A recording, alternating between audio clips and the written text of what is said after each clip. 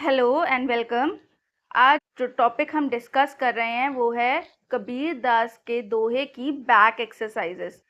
कबीर दास के दोहे की व्याख्या डिटेल डिस्क्रिप्शन मैंने आपके लिए कर दिया है एक वीडियो में, उसका लिंक आपको डिस्क्रिप्शन बॉक्स में मिल जाएगा। अगर आपको व्याख्या समझने में दिक्कत आ रही है तो वो वीडियो ज़रूर देखिएगा, आपकी सारी क्वेरीज क्लियर हो जाएंगी। इसके अलावा एक वीडियो और भी बनाई है मैंने जहाँ पर इन्हीं दोहों के बीच में आए मुख्य अलंकारों को डिस्कस किया है। मुख्य अलंकार क्या होते हैं, कौन कौन से होते हैं, क्या उनके एग्जाम्पल्स होते हैं, उसके लिए एक सेपरेट वीडियो है, उसका लिंक भी आपको डिस्क्रिप्शन बॉक्स में मिल जाएगा। इन शॉर्ट, इस चैनल पे आपको आपकी सभी प्रॉब्लम्स का सॉल्यूशन मिल जाएगा, तो इसलिए चैनल को सब्सक्राइब ज़रूर कर लीजिए अगर अभी तक नहीं किया है तो। और वीडियो देखिए, पूरी वीडियो देख के अगर आपको वीडियो पसंद आती है और आपको इससे हेल्प मिलती है तो फिर इस वीडियो को लाइक ज़रूर करिएगा, बिना लाइक के मत जाइएगा। तो चलिए स्टार्ट करते हैं फिर बैक एक्सरसाइज सॉल्व करना।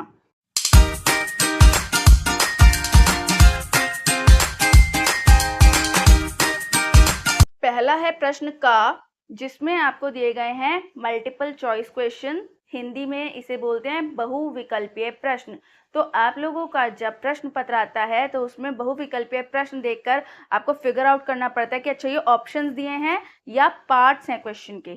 तो अब आप समझ लीजिए, बहु मतलब होता है मल्टीपल, विकल्प होता है चॉइसेस, प्रश्न आपको पता है क्वेश्चन को कहते हैं।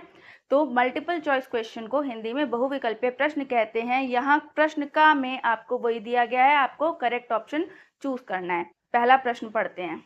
गुरु गोविंद दऊ खड़े काके लागो पाए, बलिहारी गुरु अब आपने गोविंद दियो बताए। इस दोहे में किसके विषय में बताया गया है, हमें बताना है किसके विषय में बात हो रही है। ऑप्शंस क्या है इसके, श्रम का महत्व, गुरु का महत्व, ज्ञान का महत्व या भक्ति का महत्व। जिन बच्चों को व्याख्या क्लियर है इन दोहों की वो इजीली बता देंगे गुरु का महत्व, क्योंकि कबीरदास जी का कहना है कि गुरु ईश्वर से भी ऊपर होता है, गुरु ही ईश्वर तक पहुंचने का रास्ता दिखाता है। नेक्स्ट, अति का भला न बोलना, अति का भला न चूप, अति का भला न बरसना, अति की भली न धूप। इस दोहे का मूल संदेश क्या है, मतलब मेन शिक्षा क्या मिल रही है। हमेशा चुप रहने में ही हमारी भलाई है, बारिश और धूप से बचना चाहिए, हर परिस्थिति में संतुलन होना आवश्यक है, हमेशा मधुर वाणी बोलनी चाहिए। तो सही ऑप्शन है हर परिस्थिति में संतुलन होना चाहिए। परिस्थिति मतलब सिचुएशन और संतुलन होता है बैलेंस। तो इसका मतलब है हर सिचुएशन में हमें बैलेंस रहना चाहिए, ना बहुत ज्यादा बोलना चाहिए ना बहुत कम, सोच समझ के नाप तोल कर बोलना चाहिए। नेक्स्ट देखते हैं। बड़ा हुआ तो क्या हुआ जैसे पेड़ खजूर, पंथी को छाया नहीं फल लागे अति दूर। यह दोहा किस जीवन कौशल को विकसित करने पर बल देता है, मतलब कि आपके जीवन की कौन सी गुण को, कौन सी क्वालिटी को विकसित यानी डेवलप करने में बल देता है। समय का सदुपयोग करना, दूसरों के काम आना, परिश्रम और लगन से काम करना, सभी के प्रति उदार रहना। तो इसका एक ऑप्शन हो सकता है दूसरों के काम आना और दूसरा ऑप्शन हो सकता है सभी के प्रति उदार रहना। तो आप अगर इसका क प्रश्न पढ़ेंगे ना, जो कि पढ़ना बहुत जरूरी होता है, बच्चे क्या करते हैं सीधे देखते हैं कि कौन सा ऑप्शन है, कौन सा ऑप्शन क्वेश्चन है, कौन सा क्या क्वेश्चन है, वो हमेशा मेन हेडिंग नहीं पढ़ते हैं। मेन हेडिंग जरूर पढ़िए, जैसे कि निम्नलिखित प्रश्नों के उपयुक्त उत्तर के सम्मुख तारा बनाइए। कुछ प्रश्नों में एक से अधिक उत्तर हो सकते हैं, तो यहाँ इन्होंने आपको क्वेश्चन में ही ये बता दिया कि एक से ज्यादा ऑप्शंस हो सकते हैं, पर हम अगर इसे पढ़ेंगे तभी तो बता पाएंगे ना। अब जैसे इस पार्ट में, पार्ट नंबर 3 में हमारे पास दो ऑप्शन हैं जो हमें करेक्ट लग रहे हैं, तो दोनों ही ऑप्शंस को हम टिक करेंगे, क्योंकि उन्होंने हमसे बोला है कि अगर एक से ज्यादा ऑप्शंस करेक्ट हो तो उन्हें आप कंसिडर कीजिए। एक बार क्या हुआ था, मैं स्टूडेंट को पढ़ा रही थी, उसमें हमने भी स्टार्टिंग हेडिंग नहीं पढ़ी। स्टार्टिंग का जो जैसे क क्वेश्चन अभी आपको पढ़वाया ना, वो नहीं पढ़ा और हमने स्टार्ट कर दिया उसको सॉल्व करना। क्वेश्चन था कि एक तरफ शब्द दिए हैं और उसके आगे उसके पर्यायवाची लिखे हैं और उसमें से एक पर्यायवाची गलत था। तो क्वेश्चन तो ये था कि जो इसका सही पर्यायवाची नहीं है उस पर गोला लगा दीजिए। अब मैंने क्या करवा दिया उस स्टूडेंट को, मैंने बिना प्रश्न पढ़े ही ये करवा दिया कि जो करेक्ट पर्यायवाची थे उन पे सर्कल करवा दिया। अब वो बच्चा जब नेक्स्ट डे स्कूल गया तो उसकी टीचर ने वो पूरा सॉल्यूशन काट दिया। क्योंकि मेरी गलती ये हुई, मैंने प्रश्न नहीं पढ़ा। तो तब से मैंने तो ये सबक ले लिया है कि सबसे पहले प्रश्न पढ़िए और फिर उसके बाद उसको आंसर करना स्टार्ट कीजिए। तो मेरी गलती से आप लोग भी सीखिए कि ये गलती नहीं करनी है, प्रश्न पढ़ना ज़रूरी है। तभी आपको कई बार पता चलता है कि क्वेश्चन में कुछ चॉइसेस दी हुई हैं या इनकरेक्ट चीज़ फाइंड करनी है या करेक्ट फाइंड करनी है। ठीक है, तो अगली बार आप लोग ये गलती नहीं करेंगे। चलिए नेक्स्ट करते हैं। ऐसी बानी बोलिए मन का आपा खोए, औरन को शीतल करे आपो शीतल होए। इस दोहे के अनुसार मधुर वाणी बोलने का सबसे बड़ा लाभ क्या है? मतलब मीठी वाणी, प्यार से बात करने का फायदा क्या है, ये बताना है। ऑप्शंस हैं, लोग हमारी प्रशंसा और सम्मान करने लगते हैं, मतलब हमारी तारीफ करते हैं, हमारी रिस्पेक्ट करते हैं, ये है इसका करेक्ट ऑप्शन। या फिर दूसरों और स्वयं को मानसिक शांति मिलती है, खुद को और सामने वाले को मेंटल पीस मिलता है। किसी से विवाद होने पर, विवाद मतलब आर्ग्यूमेंट, किसी से आर्ग्यूमेंट होने पर उसमें आपकी जीत होती है, सुनने वालों का मन इधर उधर भटकने लगता है। तो करेक्ट ऑप्शन है, दूसरों और स्वयं को मानसिक शांति मिलती है। अगर हम मीठा बोलते हैं तो सामने वाले को भी शांति मिलती है और हमारा मन भी काम एंड कंपोज्ड रहता है। आगे, साच बराबर तप नहीं झूठ बराबर पाप, जाके हृदय साच है ता हृदय गुरु आप। इस दोहे से क्या निष्कर्ष निकाला जा सकता है? निष्कर्ष मतलब क्या रिजल्ट निकाला जा सकता है? ऑप्शंस हैं, सत्य और झूठ में कोई अंतर नहीं होता, सत्य का पालन करना किसी साधना से कम नहीं है, बाहरी परिस्थितियां ही जीवन में सफलता तय करती हैं। परिस्थितियां मतलब सिचुएशंस। सत्य महत्वपूर्ण जीवन मूल्य है इस जिससे हृदय प्रकाशित होता है। इसका मतलब है सत्य बहुत ही जरूरी हिस्सा है, महत्वपूर्ण मूल्य, वैल्यू है, ये एक बहुत इंपॉर्टेंट मॉरल वैल्यू है जो हमारे को अपने जीवन में अपनानी चाहिए। सच बोलने से हमारे दिल में तसल्ली रहती है, शांति रहती है और हम सिर्फ अच्छे रास्ते पर चलने के लिए प्रेरित रहते हैं। तो इसके भी दो आंसर्स होंगे। सत्य का पालन करना किसी साधना से कम नहीं है, क्योंकि देखिए लिखा है साच बराबर तप नहीं, और दूसरा सत्य महत्वपूर्ण जीवन मूल्य है, इससे हृदय प्रकाशित होता है। देखिए यहाँ लिखा है ना, त हृदय गुरु आप, यानी उसके हृदय में गुरु खुद निवास करते हैं। नेक्स्ट देखते हैं। निंदक नियरे राखिए आंगन कुटी छवाए, बिन पानी साबुन बिना निर्मल करे सुभाए। यहाँ जीवन में किस दृष्टिकोण को अपनाने की सलाह दी गई है? ये दृष्टिकोण का मतलब होता है पर्सपेक्टिव। आपको कौन सा पर्सपेक्टिव अडॉप्ट करने की एडवाइस दी गई है कि आपको किस तरह से जीवन में सोचना चाहिए। आलोचना से बचना चाहिए। आलोचना होता है क्रिटिसिज्म, कि अपनी बुराई सुनने से बचना चाहिए। आलोचकों को दूर रखना चाहिए, क्रिटिक्स को अपने से दूर रखना चाहिए।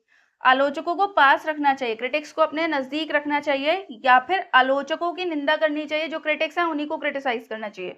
तो सही आंसर है आलोचकों को अपने पास रखना चाहिए, निंदक को हमेशा नजदीक रखें। नेक्स्ट देखते हैं। नेक्स्ट है, साधु ऐसा चाहिए जैसा सूप सुभाए, सार सार को गही रहे थोथा दही उड़ाए। इस दोहे में सूप किसका प्रतीक है? तो सूप, मैंने व्याख्या वाली वीडियो में आपको उसकी पिक्चर दिखाई है। जिन बच्चों को सूप नहीं पता है क्या होता है, वो वीडियो में आप देख सकते हैं, आपको समझ आ जाएगा। फिलहाल ऑप्शन देखते हैं। पहला ऑप्शन है मन की कल्पनाओं का। कल्पनाओं का मतलब है कि मन में जो इच्छाएं पैदा होती रहती हैं, हम कुछ सोचते रहते हैं, ओवर थिंकिंग करते रहते हैं। सुख सुविधाओं का। विवेक और सूझबूझ का। विवेक मतलब समझदारी, सोच समझ, विजडम, इंटेलिजेंस। कठोर और क्रोधी स्वभाव का, यानी एग्रेसिव नेचर का। तो यहाँ पे आंसर आएगा विवेक और सूझबूझ का। समझदारी का प्रतीक है सूप। प्रतीक मतलब सिंबल, तो वो सिंबोलिज्म है, सूप सिंबोलिज्म है विवेक और सूझबूझ का। नेक्स्ट क्वेश्चन देखते हैं। अब नेक्स्ट आ गया आपके पास, मिलकर करें मिलान। यहाँ पे आपको मैचिंग करनी है, कुछ चीजें मिलानी है। तो पहला प्रश्न देखते हैं। क है, पाठ से चुनकर कुछ पंक्तियां नीचे स्तंभ एक में दी गई हैं, जिसे इंग्लिश में आप कॉलम बोलते हैं। तो ये कॉलम को स्तंभ बोला है, एक में दी गई हैं। अपने समूह में इन पर चर्चा कीजिए। समूह मतलब ग्रुप ऑफ फ्रेंड्स में आप लोग बैठिए और उसमें चर्चा कीजिए, और इन्हें स्तंभ 2 यानी कॉलम 2 में दिए गए इनके सही अर्थ या संदर्भ से मिलाइए। तो आपको क्या करना है, यहाँ जो पंक्तियां दी गई हैं उनके अर्थ से मिलान करना है। जब भी मैचिंग आए तो उसके लिए मेरी एडवाइस आप लोगों के लिए यही रहेगी कि एक तरफ की पूरे कॉलम को आप रीड कर लीजिए पहले, चाहे फर्स्ट कॉलम या सेकंड कॉलम, उसके सारे पार्ट्स रीड कर लीजिए। उससे क्या होता है कि आपको जब एक बार सारे पार्ट्स पता होंगे तो फिर उसके बाद नेक्स्ट कॉलम में जैसे ही आप फर्स्ट नंबर रीड करोगे आपको पता चल जाएगा कि कॉलम 2 के साथ या कॉलम 1 के साथ ये किसके साथ मैच हो रहा है। यहाँ जैसे मैं आपको समझा रही हूँ उसे देखिए, आपको समझ आ जाएगा। तो हम पहले अर्थ पढ़ लेते हैं। अर्थ पढ़ लेंगे तो दोहे के साथ उसका मिलान करना बहुत आसान हो जाएगा। पहले सारे अर्थ पढ़ते हैं। पहला है सत्य का पालन कठिन है और झूठ पाप के समान है। दूसरा, बड़ा होने के साथ व्यक्ति को उदार भी होना चाहिए। तीसरा, गुरु शिष्य का मार्गदर्शन करते हैं और शिष्य गुरु का आदर करते हैं। नंबर 4, मन को नियंत्रित करना और सही दिशा में ले जाना महत्वपूर्ण है।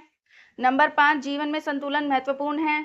नंबर 6, हमें मधुर वाणी बोलनी चाहिए जिससे मन को शांति प्राप्त हो सके। नंबर 7, विवेकशील व्यक्ति को अच्छे और बुरे व्यक्ति की पहचान होती है। नंबर 8, आलोचकों को अपने पास रखना चाहिए, वे हमें हमारी गलतियां बताते हैं। अब हमने अर्थ पढ़ लिए, अब इनके हिसाब से हम इनके पंक्तियों को पढ़ते हैं, मैचिंग इजीली हो जाएगी। देखिए पहला है गुरु गोविंद दो खड़े काके लागो पाए। तो देखिए गुरु गोविंद वाला अर्थ क्या था इसमें से, ये देखिए गुरु शिष्य, एकदम से मैच हो गया ना। तो जब आप सारे एक बार रीड कर लेते हैं एक ही कॉलम के तो मैचिंग इजी हो जाती है। तो थर्ड पे आ गया आपका नंबर 1। सेकंड है अति का भला ना बोलना, अति का भला ना चूक, इसका आएगा आपका नंबर 5 वाला। देखिए जीवन में संतुलन महत्वपूर्ण है, बैलेंस होना चाहिए। थर्ड देखते हैं ऐसी बानी बोलिए मन का आपा खोए, मतलब मीठी बाणी के बारे में बात हो रही है। तो यहाँ देखिए हमें मधुर वाणी बोलनी चाहिए। तो ये आ गया हमारा नंबर 3। नेक्स्ट देखते हैं निंदक नियरे राखिए आंगन कुटी छुआए, निंदक की बात हो रही है। तो यहाँ पर देखिए अब हमने पढ़ा था आलोचकों को, तो ये आ गया हमारा नंबर 4। 8 के साथ मैच हो गया, आलोचकों को अपने पास रखना चाहिए। साधु ऐसा चाहिए जैसा सूप सुभाए, तो यहाँ पर देखिए बड़ा होना, मन को नियंत्रित, विवेकशील व्यक्ति की बात हो रही है, सज्जन पुरुष की बात हो रही है। तो ये आ गया नंबर 5। नेक्स्ट है कबीरा मन पंछी भया भावे तहवा जाए, तो यहाँ पर मन को नियंत्रित रखने की बात हो रही है। यह आ गया आपका नंबर 6। फिर साच बराबर तप नहीं, तो यह आ गया सत्य और साच, यह आ गया नंबर 7। फिर बड़ा हुआ तो क्या हुआ, बड़ा होने का साथ व्यक्ति, तो यह आ गया आपका नंबर 8। इस तरह से आप कभी भी मैचिंग बहुत इजीली जल्दी से कर सकते हैं। प्रश्न संख्या ख, ये कह रहे हैं स्तंभ 1 में दी गई दोहों की पंक्तियों को स्तंभ 2 में दी गई उपयुक्त पंक्तियों से जोड़िए। ये बहुत इजी क्वेश्चन है। आप लोग जब दोहों को पढ़ोगे तो अपने आप आपको दोहे याद होंगे और जब याद हो जाएंगे तब आप इन्हें आराम से मिला लोगे। इसमें आपको मेरी हेल्प की कोई ज़रूरत नहीं है। हम नेक्स्ट क्वेश्चन पे मूव कर रहे हैं। अब नेक्स्ट क्वेश्चन है आज के समय में। यहाँ आपको कुछ घटनाएं दी गई हैं जिन्हें पढ़कर आपको कबीर के कौन कौन से दोहे याद आते हैं। घटनाओं के नीचे दिए गए रिक्त स्थान पर उन दोहों को लिखिए। जब मैंने आप लोगों को व्याख्या समझाई थी तब भी मैंने आपको बताया था कि कबीर दास जी के दोहों को अगर आप अपनी जीवन में उतार लेंगे, अपने उसको डेली लाइफ में इनकॉर्पोरेट कर लेंगे, तो आपका जीवन बहुत अच्छा और सफल जीवन बनेगा। आप हाईली स्पिरिचुअल हो जाएंगे। और ऐसा नहीं है कि कबीरदास जी ने जब ये दोहे लिखे थे तो वो तभी के ज़माने के हिसाब से ही रेलेवेंट थे, वो आज भी रेलेवेंस रखते हैं। इसी मुद्दे पर आपको ये प्रश्न दिया है, यहाँ कुछ घटनाएं दी हैं और इन घटनाओं को देखकर पढ़कर आपको ये आइडिया लगाना है कि कौन से दोहे की यहाँ बात हो रही है, कौन सा दोहा यहाँ एग्जैक्टली फिट होता है। ठीक है, तो इससे अब आप समझ लीजिए कि आपको जो भी पढ़ाया लिखाया जा रहा है ना, वो कुछ भी वेस्ट नहीं है। मोस्टली बच्चों के मन में ये आता है कि हमें क्यों पढ़ा रहे हैं, ये पढ़ के हमें क्या फ़ायदा होने वाला है, कबीरदास जी ने लिख दिया हम क्यों पढ़ें। तो अब आप देखिएगा, आपको समझ आएगा कि क्यों पढ़ना है। अमित का मन पढ़ाई में नहीं लगता था और वह गलत संगति में चला गया। कुछ समय बाद जब उसके अंक कम आए तो उसे समझ में आया संगति का असर जीवन पर पड़ता है। यानी a man is known by the company he keeps. ये तो कोटेशन आप सबने पढ़ी हुई है, सुनी हुई है। जैसी संगति आप करेंगे वैसा ही आपके ऊपर असर आएगा। तो यहाँ पर कबीर दास जी का दोहा सटीक बैठता है, कबीरा मन पंछी भया। आपका जो बुक में लास्ट दोहा दिया हुआ है, दोहा नंबर 8, उस दोहे को अब आप यहाँ कंप्लीटली लिख लेंगे तो आपका ये आंसर बन जाएगा। नेक्स्ट क्वेश्चन देखते हैं, सिचुएशन देखते हैं। नेक्स्ट सिचुएशन है, एक विद्यार्थी इंटरनेट पर लगातार सूचनाएं खोज रहा था। उसके पिता ने कहा हर जानकारी सही नहीं होती, सही बातों को चुनो और बेकार को छोड़ दो। कौन सा दोहा लगा यहाँ पे, साधु ऐसा चाहिए जैसा सूप सुभाए, सार सार को गही रहे थोथा दे उड़ाए। तो यहाँ पर आपकी बुक का दोहा नंबर 7 है, साधु ऐसा चाहिए, उसे आप पूरा लिख लेंगे। ठीक है, नेक्स्ट सिचुएशन देखते हैं। आपका मित्र आपकी किसी गलत बात पर आपकी आलोचना करता है। आलोचना से समझ गए आप? आपका फ्रेंड आपको क्रिटिसाइज कर रहा है। आलोचना वाला कौन सा दोहा था? फटाफट माइंड में रिवाइज कर लीजिए। आप पहले परेशान होते हैं, लेकिन फिर आपने सोचा आलोचना मुझे सुधरने का मौका देती है, मुझे इन बातों का बुरा नहीं मानना चाहिए, इससे सकारात्मक रूप से लेना चाहिए, मतलब अपने क्रिटिसिज्म को पॉजिटिवली लेना चाहिए। सकारात्मक मतलब पॉजिटिविटी से लेना चाहिए। तो यहाँ आपका कौन सा दोहा यूज होगा? निंदक नियरे राखिए, आंगन कुटी छवाए, बिन साबुन पानी बिना निर्मल करे सुभाए।